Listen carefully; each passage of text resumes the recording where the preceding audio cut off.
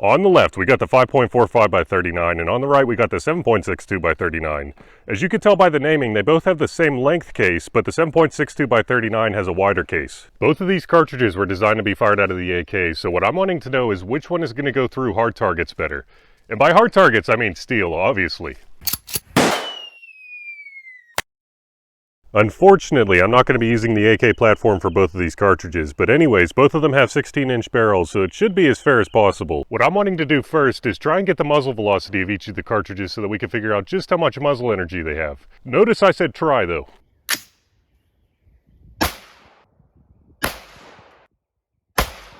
Looks like it was getting an average of 2,885 feet a second with a standard deviation of 12.1. That is way better than I was thinking for bulk steel case ammo. Huh, that's not going to work. That's too short. Well, unfortunately, I guess with the 7.62 by 39, we're just going to have to rely on the box numbers. If you haven't seen her before, this is my shield. She's definitely not a looker, but she gets the job done.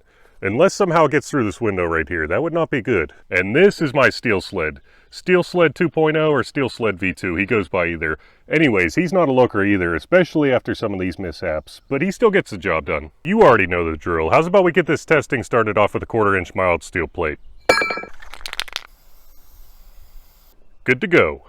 Now let's go ahead and set this bad boy in there. Now we're really good to go. And without further ado, let's go ahead and start the testing. I think the plan of action is to start light and fast and finish slow and heavy.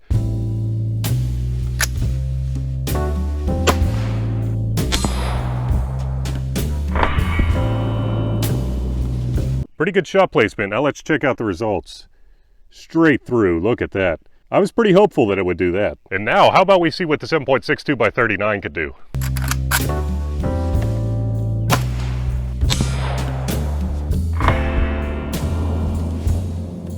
I have absolutely no idea why, but for some reason the 7.62 by 39 makes the cleanest holes in 1/4-inch steel. Anyways, I think we assumed that they could go through a 1/4 inch, so how's about we get rid of this? Oh yeah, and now it's time for the real challenge for both of these cartridges, the 3/8 inch mild steel plate. Good to go. Now we're good to go. Before we carry on with the testing though, I want to give a big thanks to Midway USA for sponsoring my channel. I have been shopping at Midway USA for almost a decade now because they've been such a great company over the years in my experience. And if you're in the market for just about anything hunting, outdoors, or firearm related, I would definitely recommend checking them out if you haven't already. Personally, I don't think either of these cartridges has what it takes to make it through that 3/8 inch plate, but let's go ahead and see.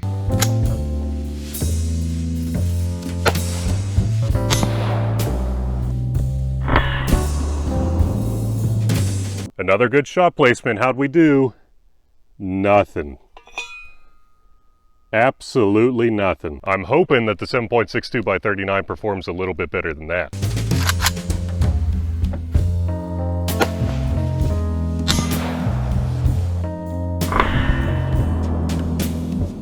Well guys, this is going to be somewhat of a short test because that 7.62 by 39 got stopped cold. I was really hoping to get some better performance out of these cartridges, but let's go back to the bench and see which one actually penetrated deeper. Because it's time to... Wait a second.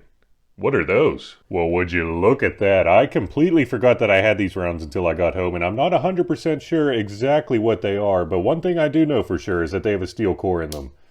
Definitely magnetic right there. I think that this round has a lot better chance of going through that 3/8 inch plate, but I'm also not super hopeful, so let's go back out and test it out.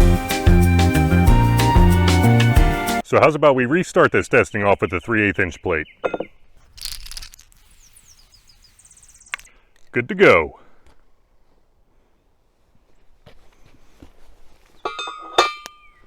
Now we're really good to go.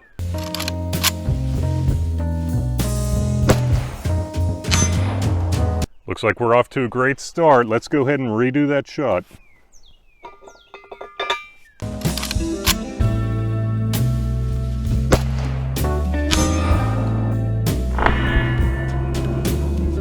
Definitely better shot placement than that first shot, but it still did not go through. They must use really soft steel in their steel core stuff. Okay, now it's time to grind for real.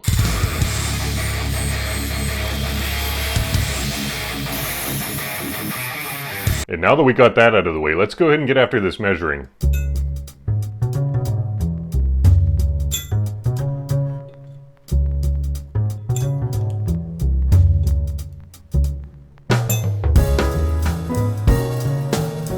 Now, how exactly did all these projectiles do? Well, let me tell you, the 545, the 60 grain FMJ that it was firing penetrated .188 inches. The 122 grain FMJ fired out of the 7.62 by 39 penetrated .154 inches. And the undisclosed round out of the 7.62 by 39 penetrated .174 inches, so a little bit deeper there. But keep in mind in my previous video where I tested the 7 and 6 fired out of the 545, which I would definitely recommend checking out if you haven't already, it penetrated .202 inches, which is pretty deep compared to any of the other projectiles tested. And I really want to thank everybody who commented on my last video, clearing my suspicion as to whether or not the 7 and 6 that I was using was a hardened steel penetrator or not.